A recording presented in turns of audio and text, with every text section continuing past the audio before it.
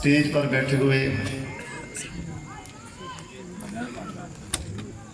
میرے انتہائی قابل احترام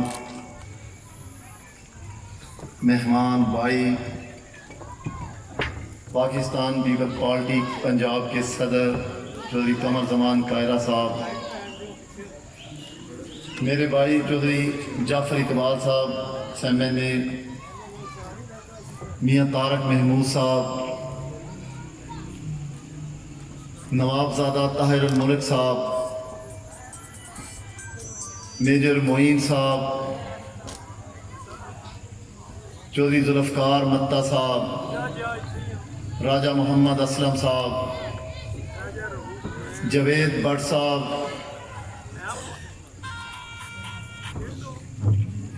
امجد فاروق صاحب، اور اسلام آباد سے آئے ہوئے میرے بڑے بھائی دوست ڈاکٹر طارق فضل صاحب اور ان کے جتنے رفقائے ہیں، اور پنڈال میں بیٹھے ہوئے میرے تمام بزرگ بھائی، نوجوان ساتھی، بچے، میں سب کی خدمت میں سلام عرض کرتا ہوں۔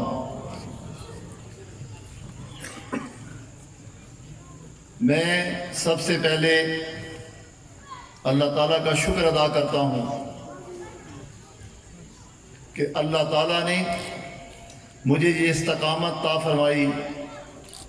جب میں نے 2008 کے اندر مشکل حالات کے اندر، یہی اسٹیج تھا، یہی حویلی تھی، یہاں سے میں نے اپنی سیاست کا ایک خاص سوچ اور مشن کا آغاز کیا، تو مجھے اللہ تعالیٰ کا میں شکر ادا کرتا ہوں اور یہ اللہ کا فضل سمجھتا ہوں کہ اللہ نے آج بھی مجھے اسی سوچ پر کھڑا کیا ہے، اور میں اس سے بڑھ کر اپنے بزرگوں، اپنے بھائیوں، اپنے نوجوان ساتھیوں کا بھی شکریہ ادا کرتا ہوں کہ وہ آج بھی استقامت کے ساتھ اس سفر سے لے کر آج کی منزل تک میرے ساتھ کھڑے ہیں۔ وہ ہر حال میں آج اس اپوزیشن کے دور میں بھی میرے شانہ بشانہ کھڑے ہیں۔ آج اللہ رب العزت نے مجھے جو عزت عطا کی، جس مقام پہ میں کھڑا ہوں، وہ میرے انہی بزرگوں، انہی بھائیوں، انہی نوجوانوں، انہی میری ماؤں، بہنوں، بیٹیوں کے فیصلے کی وجہ سے میں آج یہاں پر کھڑا ہوں، اور اللہ تعالیٰ کا یہ شکر ادا کرتا ہوں کہ آج بھی ہم اس حق والے راستے پر اکٹھے ہیں۔ دو چیزیں تین سمجھانا چاہتا ہوں۔ سیاست جب سے پاکستان بنا ہے، اور جب یہ نہیں بنا تھا، جب انگریز کی حکومت تھی، جب انگریز قابض تھا، سیاست تب بھی ہو رہی تھی۔ آپ کئی فیملیوں سے پوچھیں، جب میں پارلیمنٹ میں بیٹھتا ہوں تو کئی لوگ بتاتے ہیں کہ میرے والد، میرے دادا، نانا وہ پارٹیشن سے پہلے کانگریس سے MLA تھے۔ کوئی کہتا ہے کہ میرے نانا منسٹر تھے۔ آج بھی 73 سال ہو گئے، ہم یہ سمجھتے ہیں کہ پاکستان ایک آزاد ملک بن گیا ہے، اور وہاں پر سیاست کا نظام رواں دواں ہے۔ لوگ منتخب ہوتے رہے، کوئی MLA، MP، کوئی وزیر بنتا رہا، وہ دنیا سے جاتے رہے، اور ان کی آنے والی نسلیں یا نئے لوگ ہماری طرح کے کارکن آگے آتے رہے، لوگ انہیں بھی عزت دیتے رہے، اپنا ووٹ دے کر اسمبلی میں پہنچاتے رہے۔ لیکن دو چیزوں کا فرق سمجھانا چاہتا ہوں۔ انگریز قابض تھا، سیاست تب بھی ہو رہی تھی، ادارے انگریز کے بنائے ہوئے تھے۔ بھئی انگریز قابض تھا ہمارے طور کے نہیں قابض تھا، قابض تھا نا، لیکن سیاست پھر بھی ہو رہی تھی۔ اس کی فوج میں سپاہی بھی کون تھے؟ مجھے بتایا کہ میرے دادا بھی انگریز کی فوج میں جمعدار تھے، وہ بھی اسی فوج کا حصہ تھے، جو فوج جو انگریز ہم پر قابض تھا۔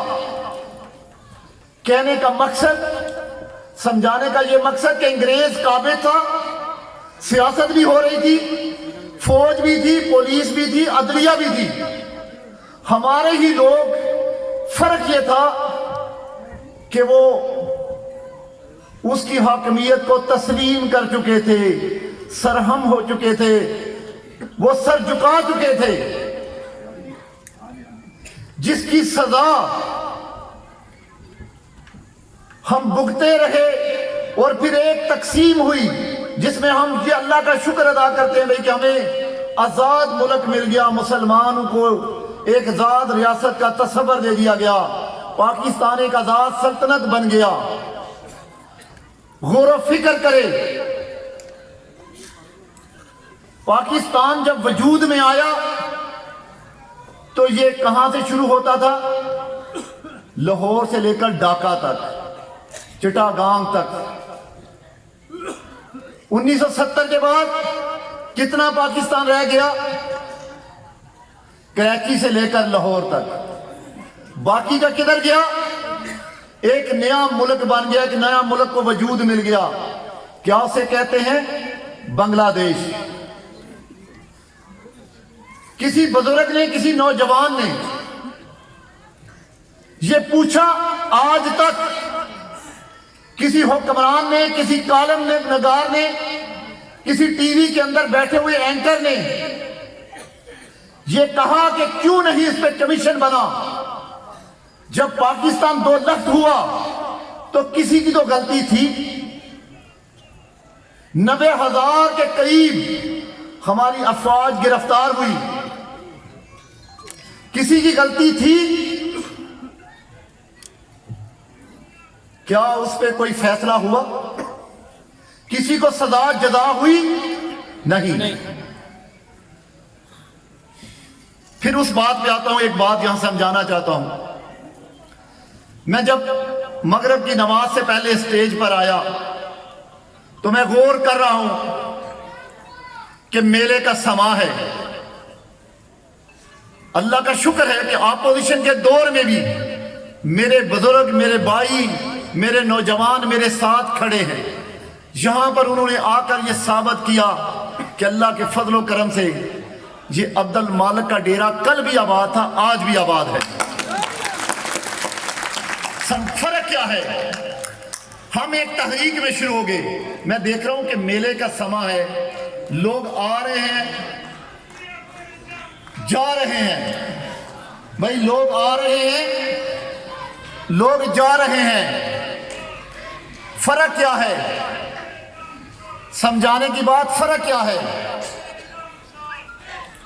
فرق یہ ہے کہ دل کے اندر سیاست کے متعلق سنجیدگی نہیں۔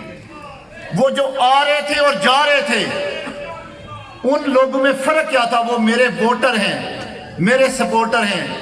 فرق اتنا ہے، وہ آ رہے ہیں کہ ڈیرے پہ حاضری لگ گئی، شام ہو گئی، چلیں گھروں کو جی۔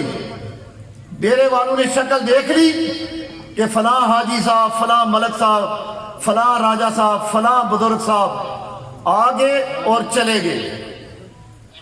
بھائی سمجھانا یہ چاہ رہا ہوں، جب کسی مسجد کے اندر آپ جاتے ہیں، وہاں آپ کے مسلک کے عالم، مفکر، پروفیسر، شیخ الحدیث بیان کر رہے ہوتے ہیں۔ کبھی وہاں میلے کا سما دیکھا ہے؟ جہاں جہاں لوگ بیٹھے ہوتے ہیں وہاں وہ ایسے لگتا ہے جیسے مجمع سو گیا ہے، وہ توجہ سے بیان سن رہے ہوتے ہیں، کیونکہ ان کے دل کی ٹریکشن ہے۔ وہ ٹریکشن یہ بتاتا ہی ہے کہ یہ بیان سنو، یہ تمہارے جنت اور جہنم کا فیصلہ کرے گا۔ یہ بیان سنو، یہ الفاظ ذہن میں بٹھا لو گے، یہ اپنے ایمان کی درستگی کر لو گے، بھائی تم اس بیان، اس کنسپٹ کو اپنا لو گے تو تم جنت اور جہنم میں جاؤ گے۔ خدا را ایک وہ معاملہ ہے کہ ایمان کی حالت میں آپ کا یہ فیصلہ ہونا ہے کہ آپ نے اللہ اور اللہ کے رسول اللہ صلی اللہ علیہ وسلم کے احکامات کے مطابق کیسی زندگی گزاری، جس کے بعد آپ کی مرنے کے بعد تعین ہونا ہے کہ آپ نے جنت میں جانا ہے یا جہنم میں۔ یہ طے شدہ ایمان ہے نا، ہے یا نہیں؟ کہ مسلمان نے مرنے کے بعد بھی امتحان دینا ہے، اس کا امتحان قبر سے شروع ہو جانا ہے۔ اسی طرح آگنا چاہتا ہوں اس بات پہ، اگر آگے ہیں سیاست کو، اگر آپ پاکستان کے اندر اس آزاد ریاست کے اندر آزادی کا کنسپٹ چاہتے ہیں، آپ قانون اور آئین کی حکمرانی چاہتے ہیں، آپ چاہتے ہیں کہ آپ کے ووٹ کو عزت ملے، آپ کے ووٹ کے ذریعے سے ہی حکومت بنے، آپ کی ووٹ کے ذریعے سے ہی آپ کی بچوں کی قسمت کا فیصلہ ہو، تو پھر سیاست سے بھی محبت اسی طرح کرنی پڑے گی۔ اپنے سیاسی رہنماؤں کو بھی وہی اپنے دل کے اندر جگہ اور عزت دینی پڑے گی۔ یہ خاضری والی تصویر والی دنیا سے نکلیں گے تو ہم منزل مقصود تک پہنچیں گے، ورنہ نہیں۔ میں بھی دنیا چھوڑوں گا، قبرستان چلا جاؤں گا، کبھی مجھے یہ بتائیں، کبھی آپ نے ایمانداری سے بتائیں، کبھی آپ اپنے علاقے کے M P, M N A, M L A, کوئی جو منسٹر دنیا سے چلے گئے، کبھی کوئی سیاسی کارکن کو ان کی قبر پہ فاتحہ جا کے پڑھتے دیکھا ہے؟ میں نے اپنی زندگی میں نہیں دیکھا۔ کبھی نوابزادہ نصر اللہ کی قبر پہ کوئی سیاسی کارکن گیا گھر سے کہ انہوں نے جمہوریت کے لیے جدوجہد کی، اس نظام کے لیے جدوجہد کی، ہم وہاں پہ جائیں تعزیت کے لیے؟ سمجھانا یہ چاہتا ہوں، یہ آنے جانے والا معاملہ ختم کریں۔ اگر آگے ہیں عقیدت کی نظر سے آئیں اور پھر عقیدت کی وجہ سے واپس جائیں۔ جب تک آپ کو کوئی چیز مل نہ جائے، آپ کو کوئی گر مل نہ جائے، آپ کو یہ نظام بدلنے کا سلیقہ نہ مل جائے۔ بتانا یہ چاہ رہا تھا، شیخ مجیب الرحمان کی تقریر سنیں، اس کو بھی 300 سیٹیں ملی، 300 سیٹوں میں سے 160 سیٹیں شیخ مجیب الرحمان جو بنگلہ دیش عوامی و مسلم لیگ تھی اس کا صدر تھا، اس کو کتنی سیٹیں لوگوں نے دی؟ 160۔ جب اس کی توہین ہوئی، اسے حکومت نہ بنانے دی گئی، تو کیا ہوا کہ بنگلہ دیش لگ ریاست بن گیا، بنگلہ دیش ٹوٹ گیا۔ لیکن کوئی حکمران آج تک یہ جرت نہیں کر سکا کہ اس پہ کمیشن بنائے کہ بنگلہ دیش کیوں ٹوٹا، اس کے ذمہ دار کون تھے؟ وہ 90,000 جو ہماری سپاہ گرفتار ہوئی، جو ہمارے لوگ وہاں شہید ہوئے، ان کا کون ذمہ دار تھا؟ اس وقت ملک میں کون سا نظام تھا؟ وہ جو معاشرہ تھا جس نے آئین توڑ کے حکومت بنائی تھی، پھر اس کے متعلق کوئی سزا جزا کا فیصلہ کوئی کیا جاتا؟ عوام سڑکوں میں نکلتی کہ بھائی آپ نے ہمارے آدھے حصے کو کیوں تقسیم کیا؟ بتانا یہ چاہتا ہوں، آج بھی اس بچے ہوئے پاکستان میں غداری کے فتوے دیے جا رہے ہیں۔ یہ غداری کے پرچے آج نواز شریف یا اس کی پارٹی پر نہیں درج ہوئے، تاریخ اٹھائیں۔ حسین سہروردی شہید، مادر ملت فاطمہ جناح، لیاقت علی خان کو گولی، ذوالفقار علی بھٹو کو پھانسی، بے نظیر کو بم بلاسٹ، نواز شریف کو جلا وطنی۔ یہ بار بار سزائیں سیاست دانوں کو ہوئی جنہوں نے آئین توڑا، اس ملک کے بچوں کو، لاکھوں بچوں کو افغان جہاد میں قربان کرا دیا۔ کسی عامر ڈکٹیٹر کو کوئی سزا جزا نہیں ہوئی، مقدمہ نہیں چلا۔ مشرف نے مسلمانوں کو خون میں نہلا دیا، اسلام آباد کے اندر لال مسجد کی بچیوں کو خون میں نہلا دیا۔ اس کے خلاف صرف آرٹیکل 6 کا ایک مقدمہ چلا، عدالت نے سزا دی۔ پھر پتہ چلا، ٹی وی دیکھتے ہیں نا، شعور ہے نا، وہ عدالت ہوا میں اڑا دی گئی، وہ مفروری کے عالم میں ہی سزا ہوئی، مفروری کے عالم میں ہی سزا ختم کر دی گئی۔ کوئی طاقت ہے نا، کوئی طاقت ہے جو یہ سارے کام کر رہی ہے، کوئی طاقت ہے جو اس نشئی کو آپ کا وزیر اعظم بناتی ہے، اپنی ایمانداری سے دسیں، بتائیں کہ یہ الیکشن عمران خان عوام کے ووٹوں سے جیت کر کے آیا یا اسے کوئی لے کر آیا؟ آپ یہ بات مانتے ہیں کہ آپ کا الیکشن چرایا گیا؟ یہ مانتے ہیں کہ آپ کے ووٹ چرائے گئے؟ یہ چوری کا کھیل کب تک چلے گا؟ کب تک اس کو برداشت کریں گے؟ اسی طرح جیسے میں نے بتایا کہ 1857 کی تحریک آزادی کے بعد وہ ختم ہوئی، انگریز قابض ہو گیا، ہمارے ہی بزرگ، ہمارے ہی مسلمان اس کی سیاست کے حصے دار بنے، افواج میں اس کے حصے دار بنے، قابض تھا انگریز۔ آج بھی آزادی کا نام ہے۔ آج بتا دو 2008 سے لے کر اب تک کسی نے میرے گلے کے اوپر پھولوں کا ہار دیکھا ہے؟ کیوں نہیں؟ میرا بھی دل، جب محبت سے لوگ آپ پر پھول آپ کے گلے میں ڈالنا چاہتے ہیں، آپ کیوں نہیں ڈلواتے؟ اس کی آج وضاحت کر دیتا ہوں۔ کیونکہ میری تعلیم، میرا شعور یہ کہتا ہے کہ میں آزاد نہیں، غلام ریاست میں زندگی گزار رہا ہوں۔ میں غلام ریاست میں جدوجہد کر رہا ہوں آزادی کے لیے۔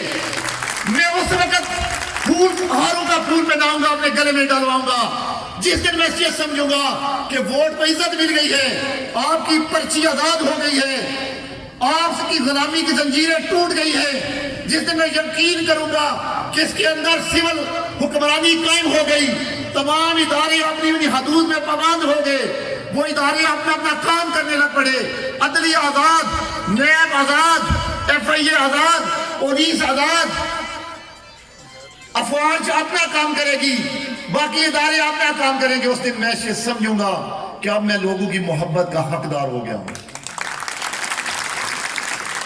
میرے بزرگوں، بھائیوں، نوجوانوں، سیاست سے مذہب والی محبت نہیں دل میں پیدا کرو گے تو تبدیلی نہیں آ سکتی۔ تبدیلی کا خواب دکھایا گیا، کیا کہا گیا؟ ہم نیا پاکستان بنانے آ رہے ہیں۔ عمران خان کو جج سے احتجاج، ساری چیزوں کی اجازت، میڈیا کوریج، کہہ رہے نوجوانوں 1 کروڑ نوکریاں، 50 لاکھ گھر۔ آپ مجھے ہاتھ رکھ کے کہیں، آج کا مزدور، آج کا ریڑھی والا، آج کا کسان، آج کا تاجر، آج کا فیکٹری والا، کوئی آدمی اس وقت خوشحال زندگی گزار رہا ہے؟ اپنی ایمانداری سے بتائیں، کوئی خوشحال زندگی گزار رہا ہے؟ کوئی اسکولوں کی فیسیں دے پا رہا ہے؟ بجلی کے بل ادا کر پا رہا ہے؟ زندگی تنگ ہو گئی، ڈالر 170 روپے پہ چلا گیا، آٹا چینی کے ریٹ ڈبل ہو گئے، چوری ہو گئی آٹا اور چینی، دوائیں چوری ہو گئی، 300 گنا دوائیوں کے ریٹ بڑھ گئے۔ کوئی احتساب کرنے والا ہے؟ مجھے یاد ہے کہ مسلم لیگ کی گورنمنٹ میں گروتھ ریٹ 5.8 پر تھی، تو ایک ٹویٹ آیا، ایک سرکاری ٹویٹ آیا کہ حکومت اپنی معیشت پر توجہ دے۔ آج پلس مائنس ہو گئی، گروتھ ریٹ مائنس ہو گئی، اور آج کیا ٹویٹ آ رہا ہے کہ ہم حکومت کے ساتھ کھڑے ہیں۔ اگر بھائی آپ متنازع بنائیں گے اپنے آپ کو، شیخ رشید جیسے ترجمان اگر آپ کی بدنامی کا باعث بنیں گے تو پھر ساری توقعات ہم سے ہی رکھتے ہیں، یہ عزت ہم نہیں کرنی ہے۔ آپ جو چاہیں کریں، نہیں بس کر دیں۔ خدا را، میں ایک محب وطن پاکستانی ہونے کے ناطے، میں ایک سیاسی کارکن ہونے کے ناطے یہ تمام اداروں سے درخواست کرتا ہوں، بس کر لے، بس ہو کر لے۔ 73 سال آپ نے اپنی اناپ کو پروان چڑھایا، آپ نے ہر طرح کے اس سیاست کے ساتھ کھیل کھیلے، اب بس کر دیں۔ اب لوگوں کو اپنی آزادی سے جینے کا حق دے دیں، لوگوں کو ووٹ کے لوگوں کی عزت دلا دیں، لوگوں کو وہی ووٹ ڈالے صندوق میں جو رزلٹ نکلے۔ یہ آر ٹی ایس بند نہ ہو، پولنگ ایجنٹوں کو باہر نہ نکال دیا جائے۔ یہ ووٹ چوری کرنے والا کام بند کر دیں. خدا را آپ نے پنجاب میں ہمارا مینڈیٹ چھینا. بھائی چھینا یا نہیں چھینا؟ ہم جیتے تھے نا پنجاب میں. ہماری حکومت چھین کے کسی اور کو دے دی گئی. نواز شریف نے پھر بھی برداشت کیا, سیاستدانوں نے پھر بھی برداشت کیا. آپ کا نالائق پھر ناکام ہو گیا. اب 2.5 سال میں ناکامی انتہا پر پہنچ گئی, ناکامی انتہا پر پہنچ گئی. لوگوں کا جینا حرام ہو گیا. اب بھی نواز شریف نہ بولے تو کیا آپ کی غلامی میں سر جھکا دے؟ نہیں, یہ نہیں ہوگا. میری زندگی میں نواز شریف ایسے نہیں بنے گا, نہیں بننے دیں گے, نہیں بننے دیں گے. ہم نواز شریف کو ایسے نہیں بننے دیں گے. جیسے تم نے بٹوں کو پھانسی میں چڑھا دیا, تم نے اکبر بھٹی کو مار دیا, تم نے قبائلیوں کے خلاف آپریشن کر دیے. اب بس کر دے, خدا کی قسم ہم تو نواز شریف کی موت میں کمپرومائز نہیں کریں گے. ہم یہ تحریک اٹھا کے رہیں گے, ہم یہ تحریک اٹھا کے رہیں گے. ہم سڑکوں پہ اپنا خون بہا دیں گے, ہم اپنی لاشیں کروا دیں گے, لیکن اب کمپرومائز نہیں کریں گے.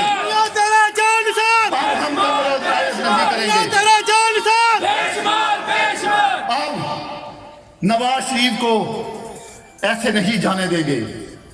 وہ وزیر اعظم جو اس ملک کو ایٹمی قوت بناتا ہے, اس کا دفاع کو ناقابل تحقیر بناتا ہے, جو آپ کی ایئر فورس کو طاقتور کرتا ہے, وہ نواز شریف جو موٹر ویو کے جال بچھاتا ہے, دیہاتوں تک کارپیٹ روڈیں, یونیورسٹی, جو کچھ کیا یہاں پر, کیا یہ میری کارکردگی تھی یا حکومت کی تھی؟ یہ جتنی کارپیٹ روڈیں بنی, کالج بنے, گراؤنڈ بنے, یہ سب کچھ میری نہیں, میری حکومت کی کارکردگی تھی. میں نے مسائل لے کر گیا, اس مسائل کے لیے فنڈ حکومت نے دیے. وہ حکومت اچھی چل رہی تھی تو یہ کام ہو رہے تھے. میرے بزرگوں, نوجوانوں, سیاست سے مذہب کی طرح محبت کرو.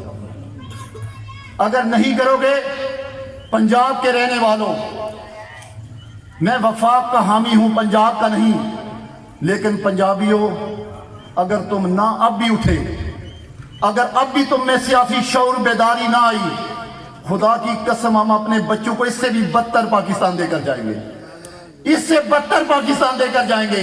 اگر آپ پاکستان کو تعمیر و ترقی کا محور بنانا چاہتے ہیں تو پھر اس لیڈر کی عزت کرو جو سی پیک لے کر آیا, اکانومی کو بہتر کیا, اس ملک کی خدمت کی. آخر پہ کیا ہو گیا کہ اس کی تقریر ٹی وی نہیں دکھا سکتا. وہ اس کے خلاف غداری کے مقدمے, کیونکہ اس نے صرف یہ بتایا کہ الیکشن کیسے چوری ہوا. یہی جرم ہے نواز شریف کا یا کوئی اور ہے؟ یہی ہے. آج آپ کو اس لیے بلایا, ڈیموکریٹ لائنس بنا تمام سیاسی جماعتوں کا, کہ ہم سب نے مل کے اس نظام کے لیے اپنی پرامن جدوجہد کر لیں.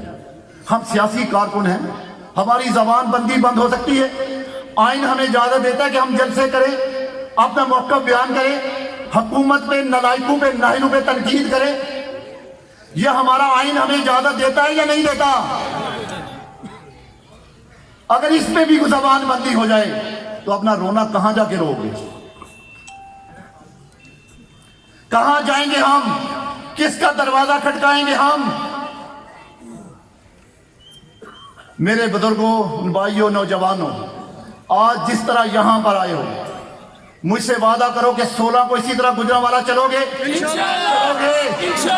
سے وعدہ کرو, دل سے ہاتھ اٹھا کر وعدہ کرو, وعدہ کرو کہ نواز شریف کے ساتھ کھڑے رہو گے, فوج کے ساتھ کھڑے رہو گے, جمہوریت کے ساتھ کھڑے رہو گے, اس ملک کے اندر سول سپرمیسی کے ساتھ کھڑے رہو گے, گجرانوالہ چلو گے, چلو گے. وعدہ کرو, کھڑے ہو کر وعدہ کرو مجھ سے کہ لبیک کہو گے, کھڑے رہو گے میرے ساتھ. اگر ہم نکلے تو ہم میرے ساتھ نکلو گے, نکلو گے میرے ساتھ, چلو گے گجرانوالہ. اس وقت تک چلو گے جب تک اسلام آباد سے یہ نالائق اور نااہل ٹولہ ہم اقتدار کے وانوں سے باہر نہیں پھینک دیتے. جب تک اس نالائق, اس نشئی کو, اس بد کردار کو ہم ایوان سے باہر نہیں پھینک دیتے, ہم چین سے نہیں بیٹھیں گے. میرے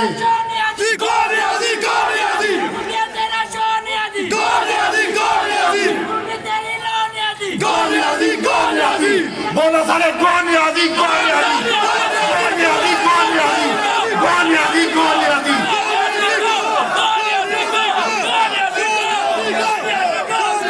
میرے بزرگوں میرے بھائیوں نوجوانوں پھر آخری بات کر کے ختم کر رہا ہوں میرے بھائی قمر زمان صاحب نے بیان کرنا ہے آپ نے قمر زمان صاحب کی تقریر کو اسی طرح سننا ہے جیسے آپ نے اس ناچیز بھائی کی تقریر کو سننا ہے کوئی آدمی اپنی جگہ سے ہلے نہ میرے بھائیوں بزرگوں آپ کمپرومائز نہیں کرنا آپ سمجھوتا نہیں کرنا ہم نے 16 کو آپ نے یہاں پر پہنچنا ہے 12 بجے زیادہ فون کروانے کی اب اب سب آ چکے سب کو پیغام مل گیا کہ آپ نے قافلوں کی شکل میں یہاں پر آنا ہے یہاں قافلوں کی شکل میں ہم نے گجرانوالہ جانا ہے اور یہ بتانا ہے نلائق اور ناہل حکمرانوں کو کہ انشاءاللہ اب یہ اللہ کی مخلوق یہ عام مزدور یہ ریڑی والا یہ کسان یہ تاجر سب اٹھ کھڑے ہوئے تمہارے خلاف یہ وکلا یہ تمام سرکاری ملازمین اب اٹھ کھڑے ہوں تمہاری گنجائش نہیں اب ہم تمہیں مزید ایوان میں نہیں رہنے دیں گے